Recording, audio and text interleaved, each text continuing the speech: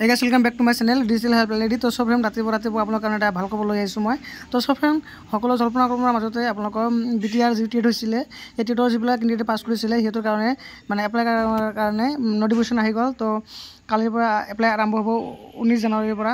তো সব ফ্ৰেণ্ড যিহেতু LP আৰু ME কাৰণে মানে BTR টেট পাছ কৰিছিলে বা C টেট বা আসাম টেট পাছ কৰিছিলে সকলো কেণ্ডিডেটে এপ্লাই কৰিব পাৰিব। তো সব ফ্ৰেণ্ড 19 তাৰিখৰ পৰা আৰম্ভ হ'ব। তো সব ফ্ৰেণ্ড আৰু এপ্লাই কৰোঁতে আপোনালোকক ডকুমেণ্টছ কি লাগিব মই আপোনালোকক দেখাই দি আছোঁ আৰু এপ্লাই কেনেকৈ কৰিব মই দেখাই দি আছোঁ। তো সবখিনি আপোনালোকে ইয়াত দেখা পাইছে the eligibility candidate shell apply online official website of the BTC educational Bodoland gov.in from 10 AM 19 জানুৱাৰী 19 তাৰিখ 1 মাৰ্চ 2024 10 PM টু 2 তাৰিখ 2 মাৰ্চ 2024 পৰ্যন্ত আপোনালোকৰ মানে লাষ্ট ডেট আছে আপোনালোকৰ 2 তাৰিখ 2 ফেব্ৰুৱাৰী 2024 লৈকে আপোনাৰ লাষ্ট ডেট। তো সব 19 তাৰিখৰ পৰা আৰম্ভ হ'ব। তো সব এইটো হ'ল LP কাৰণে। তো সব যিহেতু আপোনালোকৰ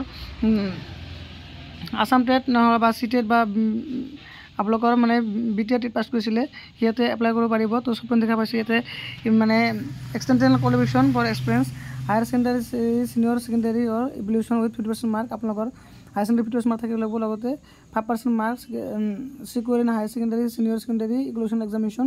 তো আপোনালোকে নটিচটো চাই ল'ব। তো তাৰপিছত আপোনালোকে এপ্লাই কৰোঁতে কি লাগিব ডকুমেণ্টছ মই আপোনালোকে দেখাই দি আছোঁ। তো সব আপোনালোকে দেখা পাইছে online application form specimen only for candidate qualification for TET C TET BTC TET. তো আপোনালোকে যিবিলাক কেণ্ডিডেটে মানে টেট বা C টেট আপোনালোকে মানে পাছ কৰিছিলে সিহঁতে মানে এইটো এপ্লাই কৰিব পাৰিব।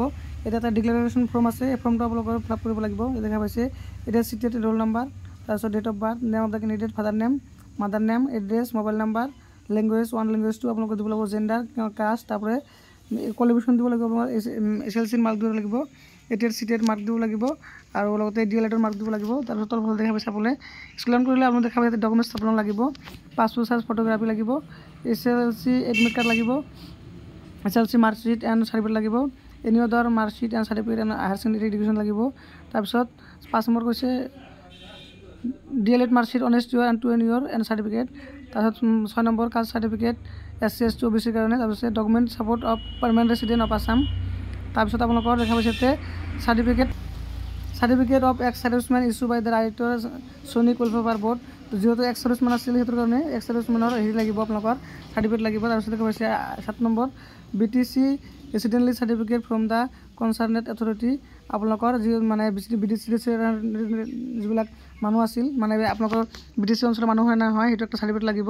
তাৰপিছত কৈছে 12 নম্বৰ দেখা হৈছে স্ক্ৰিনিং চিগনেচাৰ আপোনালোকৰ স্ক্ৰিনিং কৰি চিগনেচাৰ আপলোড কৰিব লাগিব।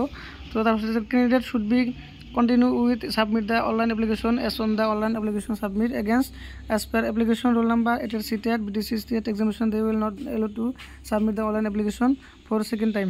তো সব আপোনালোকে যেতিয়া এপ্লাই কৰিব ভালকৈ কৰিব মানে এবাৰে এপ্লাই কৰিব পাৰিব আপোনাৰ ছেকেণ্ড টাইমে এপ্লাই কৰিব নোৱাৰিব। তো সব আপোনালোকে ভালকৈ মানে এপ্লাই কৰিব। তো এইটো হ'ল LP কাৰণে মই আপোনালোক ME কাৰণে দেখাই দি আছোঁ। তো সব এইটো হ'ল ME নটিফিকেশ্যন।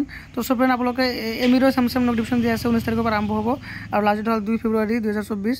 তো সব আপোনালোকৰ মানে কেটাগৰী সব সকলো দি আছে তেওঁলোকে দেখা পাইছে আপোনালোকে 80% মাৰ্ক লাগিব টেট আপাৰ প্ৰাইমেৰী লাগিব আপোনালোকৰ।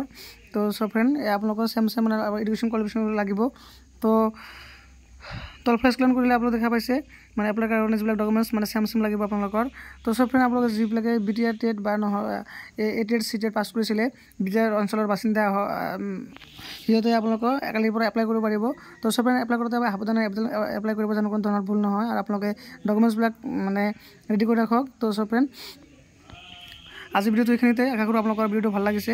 তো সব ভিডিঅ'টো ভাল লাগে মোৰ ভিডিঅ' লাইক কৰিব শ্বেয়াৰ কৰিব আৰু যিবিলাক কেণ্ডিডেট পাছ কৰিছে সিহঁতৰ স্বাৰ্থত আপোনালোকে সকলোজনে মানে আপোনালোকৰ মানে খবৰটো পায় সেইকাৰণে আপোনালোকক মানে সকলোকে জনাই দিব।